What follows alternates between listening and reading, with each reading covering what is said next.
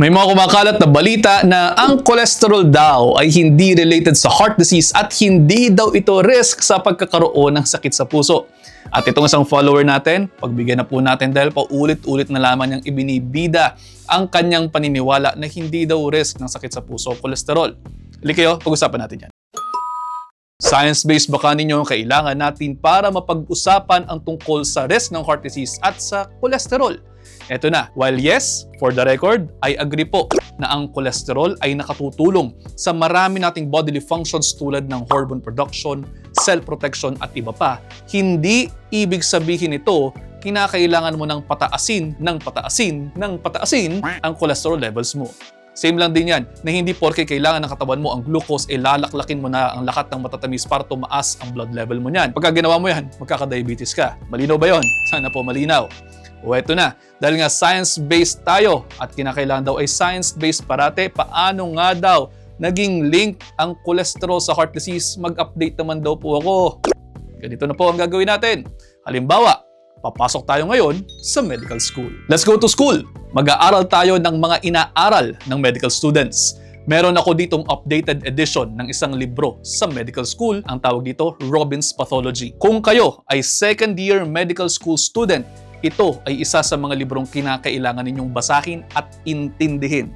Ina-update ito every so often at again, kunwari tayo ay mga medical students sa ngayon, ito ang dapat nating alam at ito rin ang itatanong sa mga examinations pati na rin sa board exam para maging qualified kayong manggagamot. Okay, basahin natin ang tungkol sa atherosclerosis. Galing daw yan sa mga salitang gruel at hardening. Yung atherosclerosis daw ay isa sa mga kadahilanan ng coronary, cerebral at peripheral vascular disease at nagdudulot ng morbidity and mortality sa mga bansang kanluranin. Tuloy pa po natin. Yan daw ay composed ng soft friable lipid core na mainly cholesterol, cholesterol esters with necrotic debris at covered ng fibrous cap. Ano ulit kasama? Cholesterol. O ano ngayon ang relasyon? Sabi po sa librong yan, kapag lumalaki daw yan, mag-o-obstruct yan o haharang sa daanan ng dugo, ang tawag doon, stenosis. Pero bukod dyan, pwede yung mag-rupture, pwedeng magdulot ng pagbabara sa blood vessel. Tingnan pa natin sa bandang dulo, nakasulat din po.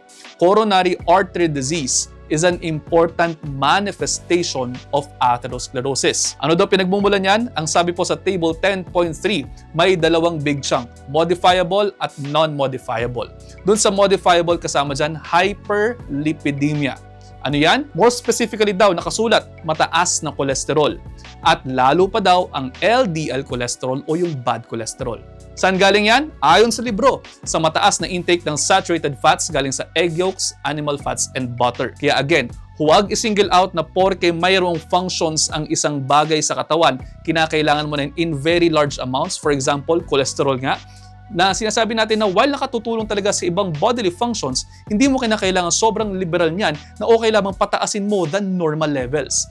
Ganoon din naman sa asukal. Hindi ko sinasabing okay lamang kumain kayo ng napakaraming asukal.